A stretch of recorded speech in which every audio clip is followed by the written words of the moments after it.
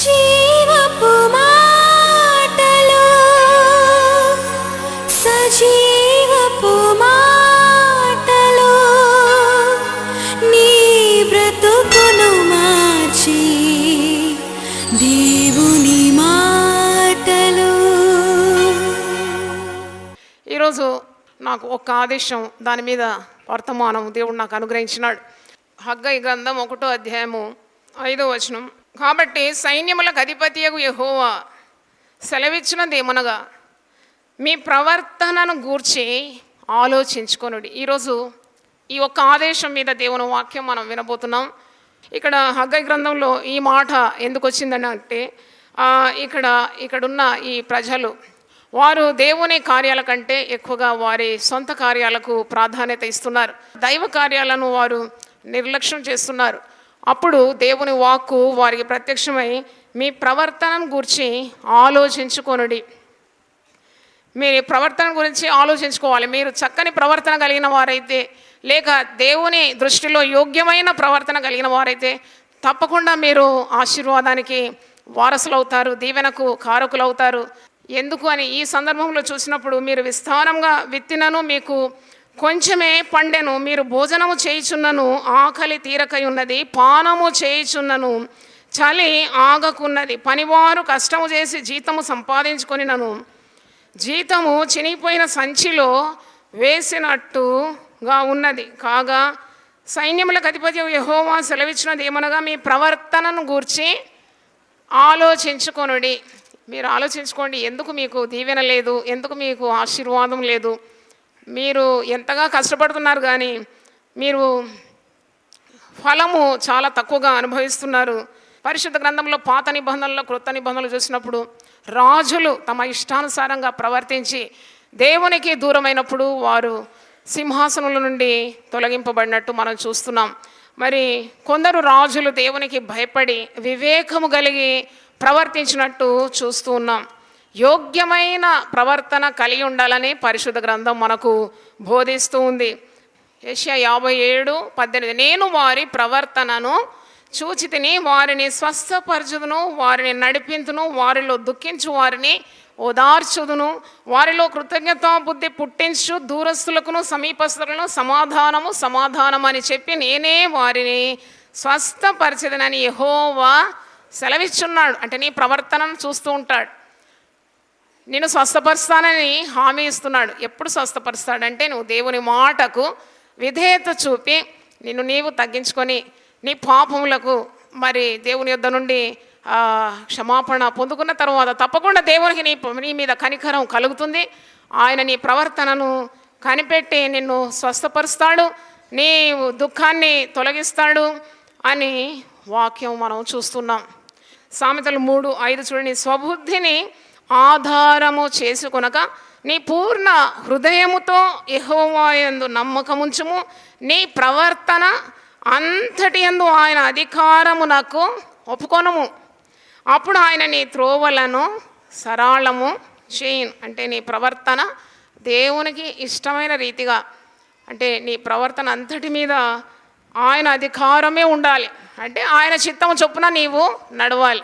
ఆయన చిత్తం తెలుసుకోవాలంటే నీవు ప్రార్థన చేయాలి, పరిశుద్ధ గ్రంథం చదవాలి, సహవాసానికి రావాలి, దేవుని మందిరానికి వచ్చి దేవుని ఆరాధించి ఆ సమయము నువ్వు మరి దైవ వాక్కులు వినాలి. 119వ కీర్తన 167వ వచనంలో ఇలాగుంది. సామ్స్ 119:167 నేను నీ శాసనములను బట్టి ప్రవర్తించున్నాను, అవి నాకు అతి ప్రియములు. అంటే నేను నీ శాసనములు బట్టి ప్రవర్తిస్తున్నాను. నా ప్రవర్తన అంతా నీ వాక్యం మీద ఆధారపడి ఉంది.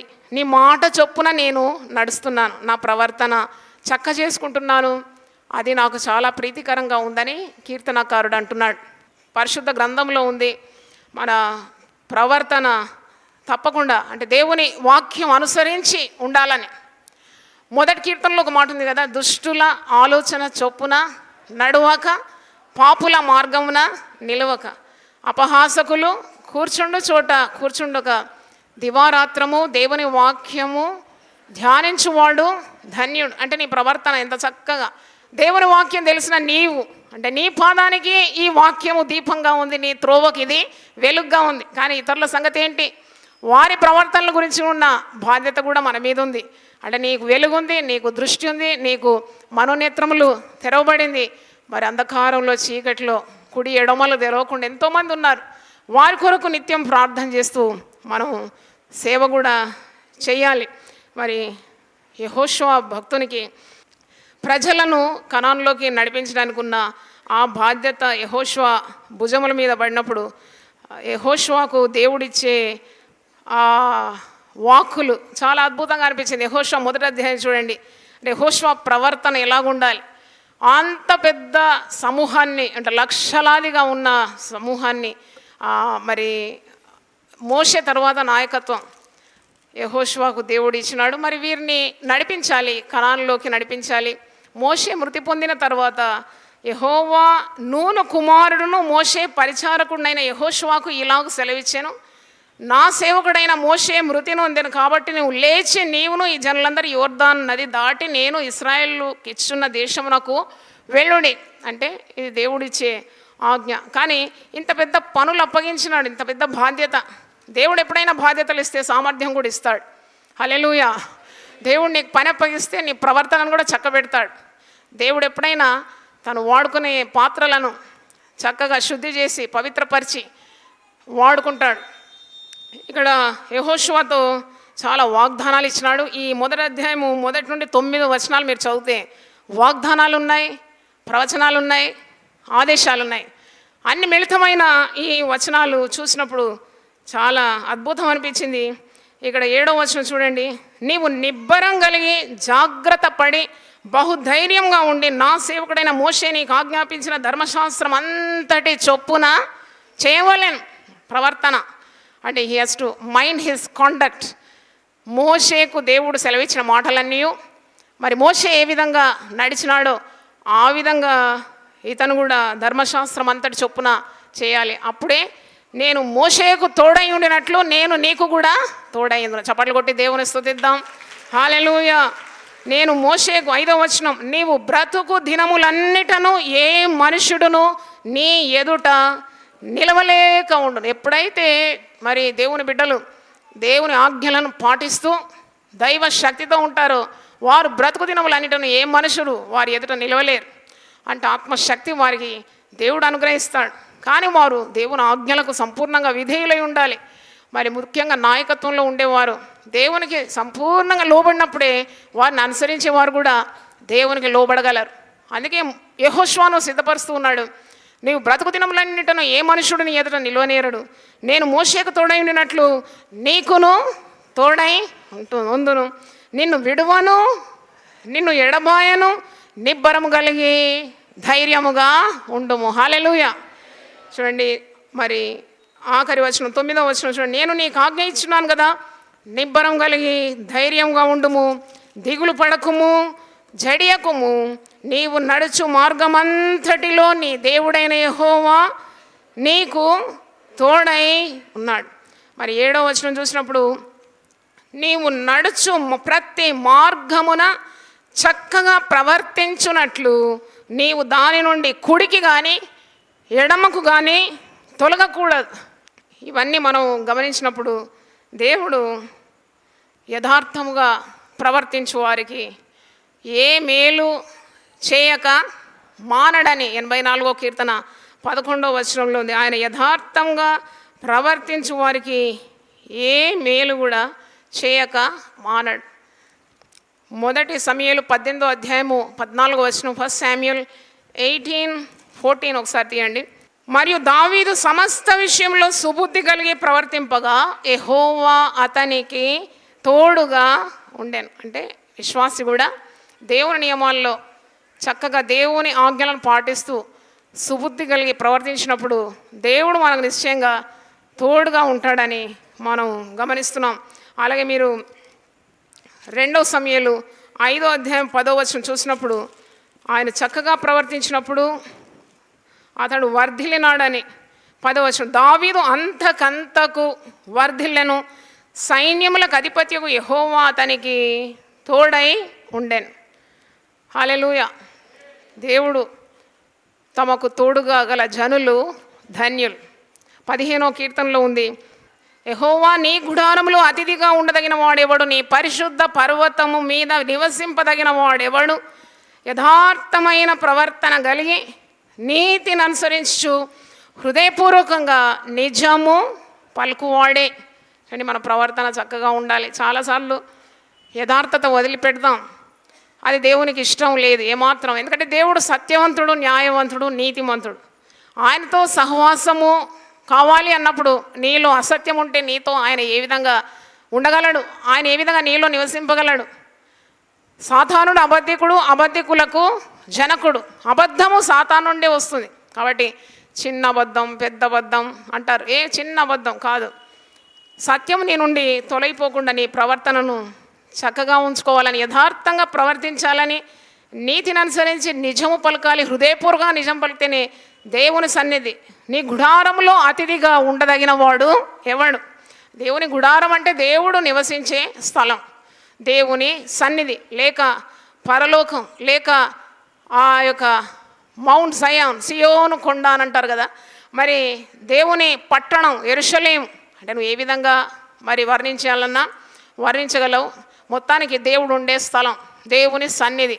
దేవుని ఎదుట నువ్వు నిలవాలి. ఏ విధంగా నీకు ధైర్యం కలుగుతుంది? నీ ప్రవర్తనలో అవకతవకలు ఉన్నప్పుడు దేవుని సన్నిధిలో నువ్వు సరి చేసుకోకుండా ఏ విధంగా దేవుని సన్నిధికి నువ్వు రాగలవు అని అర్థం చేసుకోవాలి.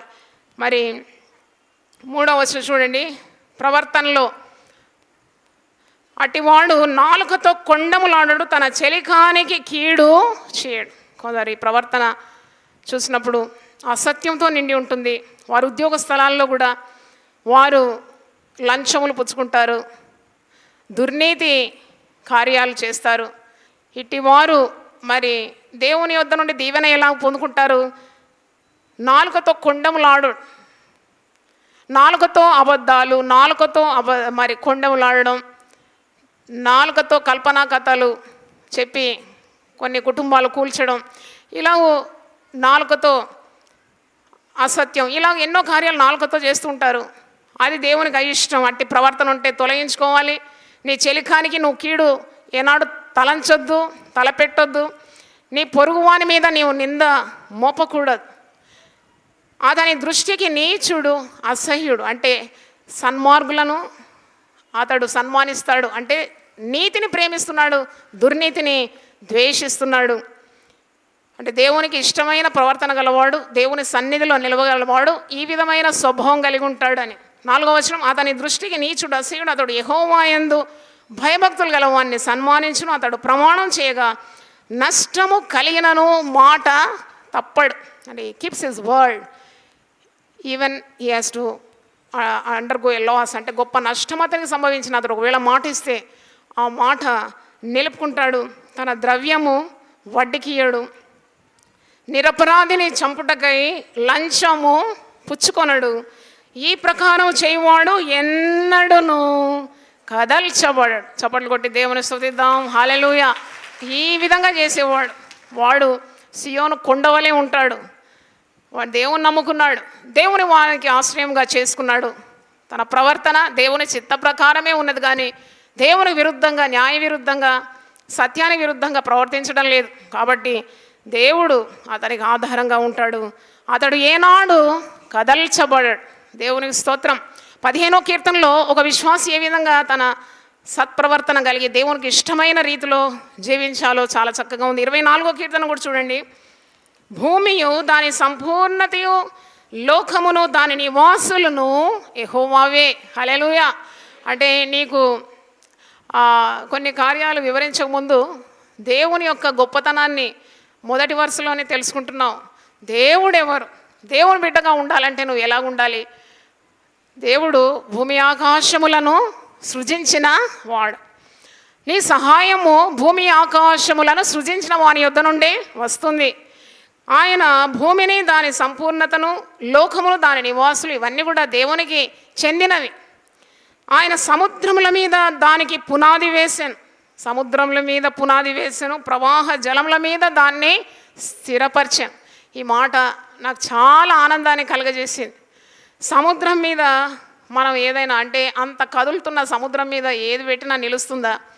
తొందరలో అది కొట్టుకొని వెళ్ళిపోతుంది. కానీ దేవుని శక్తిని వర్ణిస్తుంది ఈ వచనం, ఈ వరుస. ఆయన సముద్రముల మీద భూమికి పునాది వేసినాడు, ప్రవాహ జలముల మీద దాన్ని స్థిరపరిచినాడు. ఏది స్థిరంగా ఉంటుంది? ప్రవాహ జలముల మీద. అది మనిషికి అసాధ్యం, కానీ దేవునికి సమస్తము సాధ్యం. హల్లెలూయా. మరి అంటే ఇంత గొప్ప దేవుని నువ్వు కలిగి ఉన్నావు కాబట్టి నీ ప్రవర్తన ఆ గొప్ప దేవుని చిత్త ప్రకారమే ఉండాలి. ఆయన ఆజ్ఞల్ని పాటించాలి, ఆయన మాట వినాలి, ఆయన చెప్పిన మాట చొప్పున నువ్వు నడుచుకోవాలి. మరి ఇక్కడ చూడండి, యెహోవా పర్వతమునకు ఎక్కదగిన వాడు ఎవడు? యెహోవా పర్వతం ఉన్నతమైన అనుభవంలోకి నువ్వు ఎక్కాలి. దేవుని యొక్క మరి ఆ స్వరూపాన్ని నువ్వు దర్శించాలి, ఆయన సన్నిధిని అనుభవించాలి. అంటే నీవు ఇలాంటి ప్రవర్తన కలిగి ఉండాలి అని వాక్యం మనకు బోధిస్తుంది. ఆయన పరిశుద్ధ స్థలములో నిలువదగిన వాడు ఎవడు? అప్పుడు నీ ప్రవర్తన ఎలా ఉండాలి? వ్యర్థమైన దాని యందు మనసు పెట్టకై. దేవుని బిడ్డలు ఎప్పుడు నేర్చుకోవాలి. నాకు ఎప్పుడు పరిశుద్ధాత్ముడు బోధిస్తాడు. Always the holy spirit teachers me, don't keep your mind on vain things. ఇది ఎప్పుడు నాకు రోజుకి ఎన్నోసార్లు ఈ మాట మదిలో తిరుగుతూ ఉంటుంది, మెదులుతూ ఉంటుంది. ఏది శ్రేష్టమైంది, ఏది వ్యర్థమైంది విశ్వాసి గమనించాలి. The believer should be able to discern what is best and what is waste. అంటే ఇది వ్యర్థమైంది, ఇది దీంతో నాకు పని లేదు, ఇది నాకు అవసరం, ఇది శ్రేష్టమైంది, ఈ ఆశీర్వాదం నేను పొందుకోవాలని నీకు అలాంటి జ్ఞానం ఉండాలి. మరియ ఉత్తమమైన దాన్ని ఎంచుకుంది. హల్లెలూయా చెప్తారు ఒకసారి. మీకు ఆ వాక్యము చూడాలంటే లూకా సువార్త 10వ అధ్యాయము 42 42వ వచనం, 10:42 లూకా సువార్త. మరియ ఉత్తమమైన దానిని ఏర్పరచుకొనెను, అది ఆమె యొద్ద నుండి తీసివేయబడదని. ఇక్కడ ఇద్దరు స్త్రీలు ఉన్నారు, మరియా మార్తా. వారిద్దరు అక్క చెల్లెండ్రు. యేసుప్రభు వారి గృహాన్ని దర్శిస్తున్నాడు, వారు అతనికి పరిచర్య చేస్తున్నారు. ఇద్దరు సహోదరీలు, ఇద్దరి ప్రవర్తన కూడా మరి వేరువేరుగా ఉండడం మనం చూస్తున్నాం. ఒక మరియ ప్రవర్తన ఏంటంటే యేసుప్రభువుకు ఎక్కువగా మరి ఆమె ప్రాముఖ్యతనిస్తుంది. ఆయన నోటి నుండి వచ్చే ప్రతి మాట వినాలని ఆశపడుతూ యేసు పాదముల చెంత కూర్చొని ఆయన నోటి మాటలను వింటూ ఉంది. మరి మార్త కూడా యేసుప్రభు మీద ప్రేమ ఉంది, యేసుప్రభువుకు ఆతిథ్యం ఇవ్వాలి, ఉపచారం చేయాలని ఆమె వంటగదికి వెళ్ళి ఎన్నెన్నో వంటకాలు చేస్తూ ఉంది. మరి ప్రభు ఏ విధంగా సంతోషపడ్డాడు? ప్రభు మార్త విషయము సంతోషించినాడా, మరియ విషయంలో సంతోషించినాడా? మరియ విషయంలోనే సంతోషించినాడు. మార్తకు చిరాకు అవుతుంది, ఎంతసేపటి నుండి ఆమె ఒంటరిగా కష్టపడుతుంది. నేను ఒంటరిగా కష్టపడుతుంటే నీకు చింత లేదా బోధకుడా? 40వ వచనం చూడండి. మార్త విస్తారమైన పని పెట్టుకున్న చేత తొందరపడి ఆయన యొద్దకు వచ్చి, ప్రభువా, నేను ఒంటరిగా పని చేయుటకు నా సహోదరి నన్ను విడిచిపెట్టినందునకు నీకు చింత లేదా? నాకు సహాయము చేయుమని ఆమెతో చెప్పుమనేను. ప్రభు దగ్గరకు వచ్చి ఆమె కంప్లైంట్ చెప్తుంది. అంటున్నాడు 41వ వచనం, మార్తా మార్తా, నువ్వు అనేకమైన పనులను గూర్చి విచారం కలిగి తొందర పడుచున్నావు, కానీ అవసరమైనది ఒకటే. Only one thing is needed. మరియ ఉత్తమమైన దాన్ని ఏర్పరచుకొనెను, అది ఆమె యొద్ద నుండి తీసివేయబడదని ఆమెతో చెప్పాను. One thing is needed. అది ఒక అవసరమైనది ఒకటే. మరియ ఉత్తమమైన దాన్ని ఏర్పరచుకుంది, అది ఆమె యొద్ద నుండి తీసివేయబడదు. తిరిగి 24 కీర్తనకు రండి. వ్యర్థమైన దాని మనసు పెట్టక కపటంగా ప్రమాణం చేయకు, నిర్దోషమైన చేతులను శుద్ధమైన హృదయమును కలిగి ఉండువాడే, వాడు యెహోవా వలన ఆశీర్వాదముందును. నిర్దోషమైన చేతులు అన్నప్పుడు అంటే నీ చేతులు నిర్దోషంగా ఉండాలి.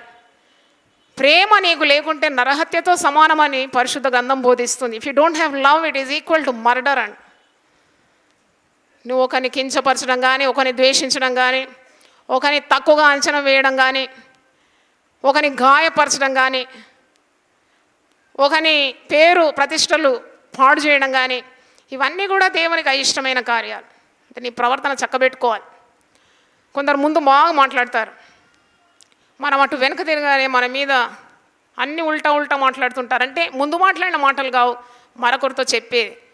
ముఖస్తుతి చేస్తూ ఉంటారు ప్రత్యక్షంలో, మరి పరోక్షంలో చాలా చెడుగా మన గురించి చెప్తూ ఉంటారు. అవన్నీ దేవుడు దృష్టిస్తున్నాడనే భయం ఉండాలి, దేవుని భయం ఉండాలి. భయభక్తులతో మనం మన ప్రవర్తనను సరి చేసుకోవాలి. హృదయ శుద్ధి అంటే ఎంత గొప్ప కార్యం. వారు దేవుని క్రియలు చూస్తారు, దేవుని అద్భుతములను చూస్తారు, దేవుణ్ణే చూస్తారు అంటే అర్థము దైవ కార్యాలు చూస్తారు వారి జీవితంలోని మనం తెలుసుకోవాలి. ఈ నాడు దేవుని వలన ఆశీర్వాదం పొందునని 5వ వచనంలో ఉంది. వాడు యెహోవా వలన ఆశీర్వాదం పొందును అంటే వాని ప్రవర్తన చక్కగా ఉన్నప్పుడు వాని దీవించేది దేవుడే. హల్లెలూయా. ఈ ప్రవర్తన సరిగా లేకుండా ఉండడం ద్వారా అన్ని ఆశీర్వాదాలు పోగొట్టుకుంటున్నాం. కానీ ఎప్పుడైతే నువ్వు దేవుని చిత్త ప్రకారం నీ ప్రవర్తన ఉంటుందో, దేవుడు ఏమి ఉద్దేశిస్తున్నాడో అదే నీ జీవితంలో చేస్తున్నావు, అప్పుడు తప్పకుండా యెహోవా వలన నీకు ఆశీర్వాదము కలుగును. హల్లెలూయా. 128వ కీర్తనలో యెహోవా వలన ఆశీర్వదింపబడిన వాడు ఇలాగుంటాడు, తన భార్య ఫలించు ద్రాక్షావల్లి, తన పిల్లలు బల్ల చుట్టూ ఒలీవ మొక్కల వలె ఉంటాడు, అతని చేతుల కష్టార్జితము అతడు అనుభవిస్తాడు. అన్ని ఫ్యామిలీ బ్లెస్సింగ్స్ 128వ కీర్తనలో. అతడు తన పిల్లలను చూస్తాడు. చప్పట్లు కొట్టి దేవుని స్తుతించండి. Hallelujah. These are all promises of God.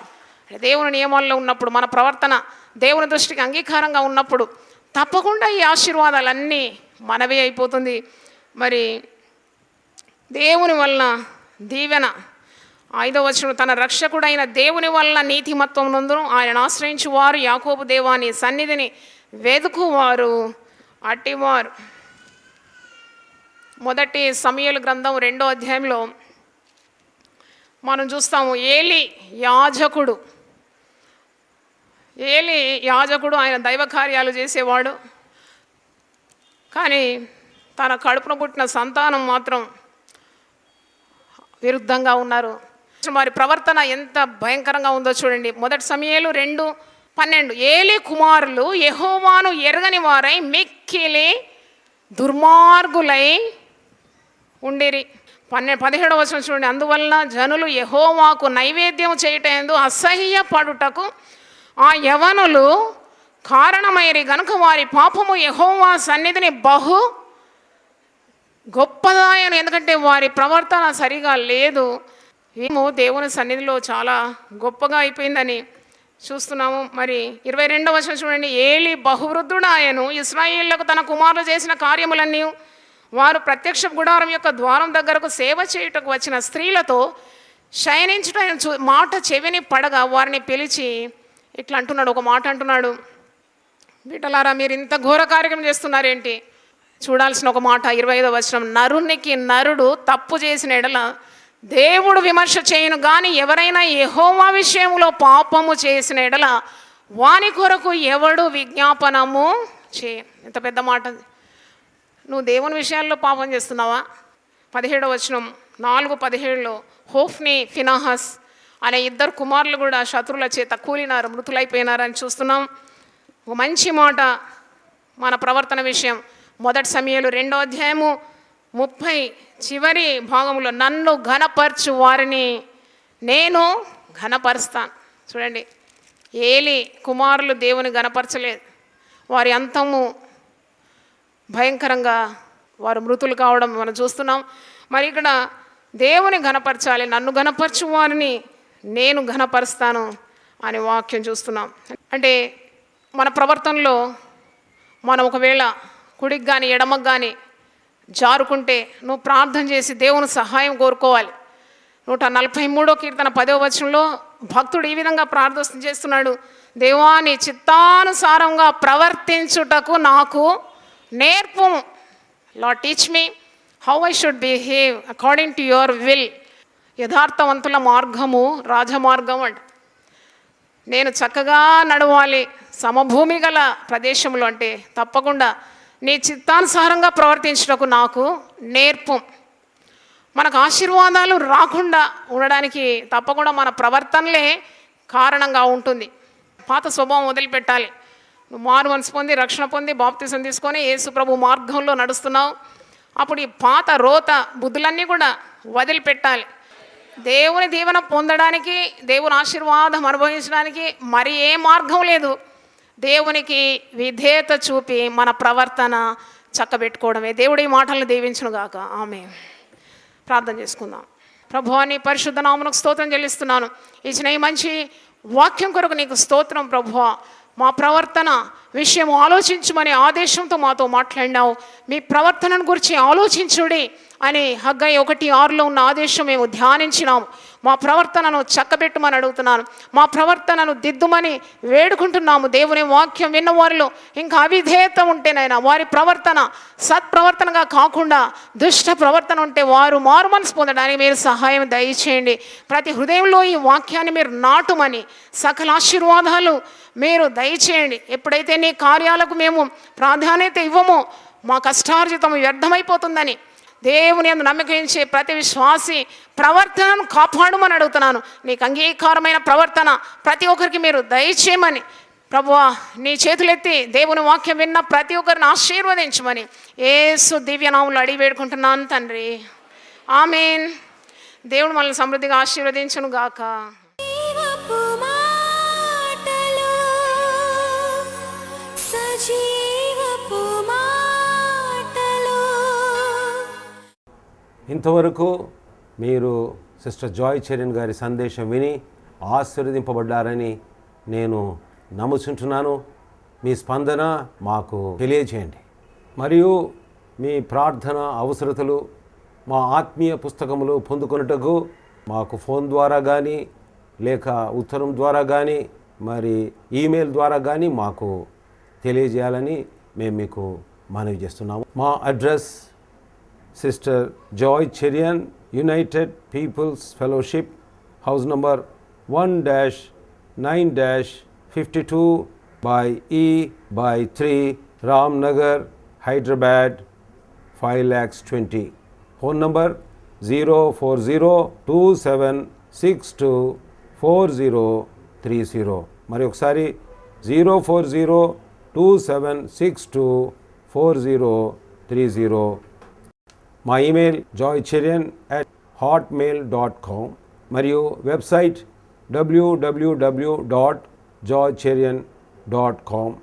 మా ప్రార్థనా కూటములు ప్రతి శుక్రవారం రామ్నగర్ ఆలయంలో ఉపవాస ప్రార్థనలు సాయంత్రం 4 నుండి 8:30 గంటల వరకు ఉంటుందని తెలియజేస్తున్నాను మరియు ఆ కూటములకు ఆహ్వానిస్తున్నాను.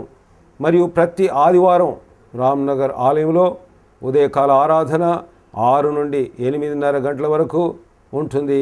మరియు ఆదివారం సాయంత్రం 5 నుండి 8:30 గంటల వరకు GN గార్డెన్ ఫంక్షన్ హాల్, చేపల మార్కెట్, పార్షిగుట్ట దగ్గర రామ్నగర్లో సిస్టర్ జాయ్ చరణ్ గారు ఆశీర్వాదములు కలిగించు దేవుని 1000 ఆదేశములు అక్కడ అందిస్తారని మనవి చేస్తుంటున్నాను.